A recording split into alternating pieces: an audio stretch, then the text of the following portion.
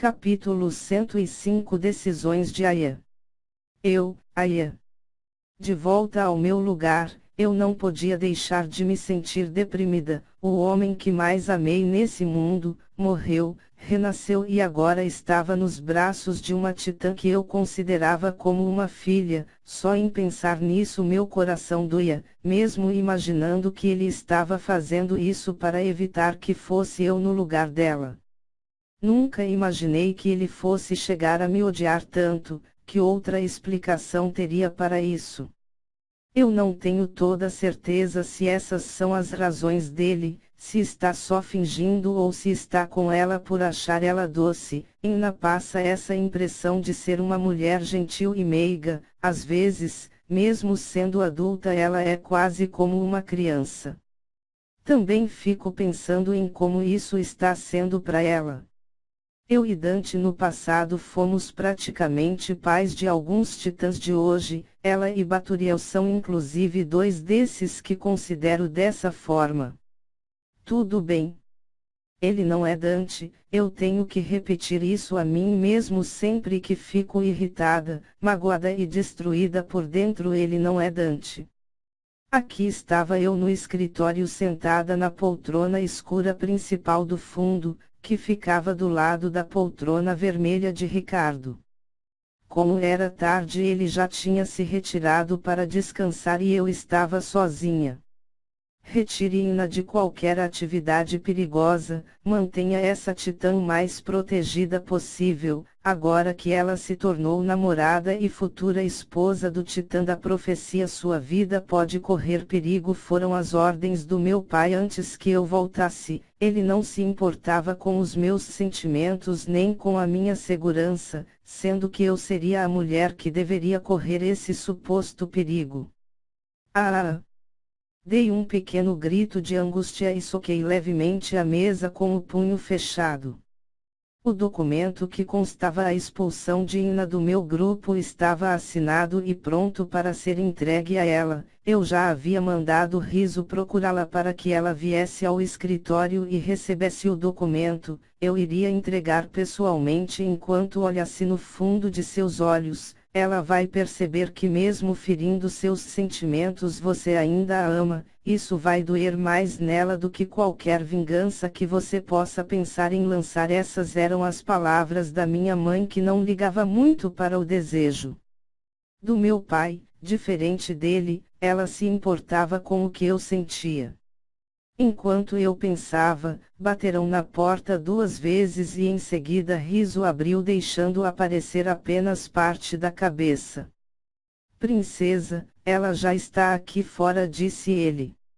Mande-a entrar, disse e me ajeitei na cadeira, me esforcei e retirei imediatamente aquela expressão amargurada, trocando para uma um pouco mais comum, quase sorridente. Seria estranho parecer muito feliz, então tentei ficar mais casual. Ina entrou timidamente e se moveu vagarosamente, parando na minha frente. Depois da mesa, ela me dava olhares preocupada de mim para qualquer outro ponto. Estava tão tensa que nem conseguia me encarar nos olhos por mais de um segundo. Acredito que ela sabia exatamente como eu estava me sentindo agora. Então por que estava fazendo isso contra mim? Mesmo que ela estivesse fingindo um caso com Kyoran, isso iria me magoar. Sente-se, disse normalmente com um meio sorriso, mesmo que minha vontade verdadeira fosse apertá-la e fazer falar toda a verdade. Por que razão estava fazendo isso? Será possível que ela começou a sentir algo por Kyoran? A cada momento minha cabeça se enchia de mais curiosidades e perguntas. Com licença, disse ela sem jeito, puxou a cadeira de lado colocando na frente, depois sentou-se. Ina estava mesmo nervosa e cheia de vergonha. Ela chegou até a se tremer enquanto puxava a cadeira. Eu observava cada gesto e ação que ela fazia, estudando de modo a ter uma ideia do que se passava na mente dela. Eu soube sobre seu atual relacionamento com Kyoran e devo dizer que fiquei bem surpresa, disse normalmente sem aparentar qualquer sentimento em minhas palavras. não queria que ela percebesse o quanto aquilo me irritava.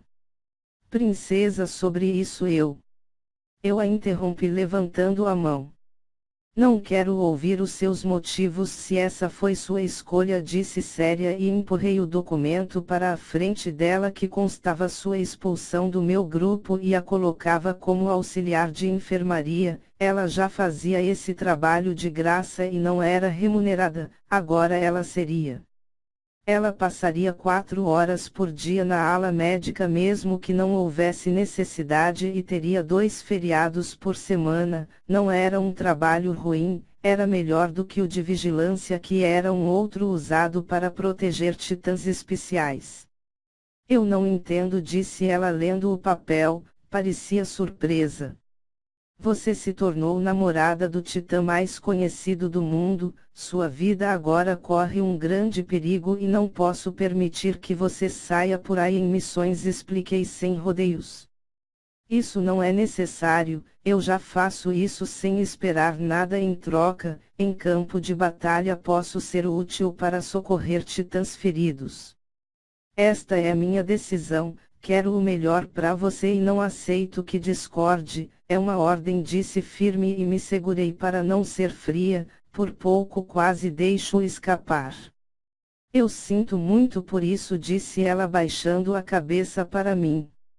Eu juro que um dia contarei por que fiz isso, explicou ela rapidamente. Eu fiquei surpresa, não ousei perguntar do que ela falava, agora eu tinha quase toda certeza que ela estava mesmo fingindo.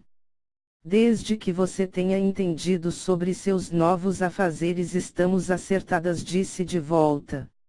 Ela me olhou ainda triste e se levantou. Também não saia do castelo para qualquer coisa sozinha, você tem que se cuidar a partir de agora, seu nome será tão conhecido quanto a de um rei nos próximos tempos que estão por vir, disse novamente. Sim, senhora, disse ela se virando em silêncio, ela ainda estava nervosa.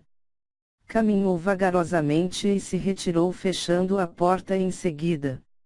Fiquei em silêncio imaginando se agir assim era mesmo a melhor forma de lidar com essa situação. Eu estava seguindo o conselho da minha mãe.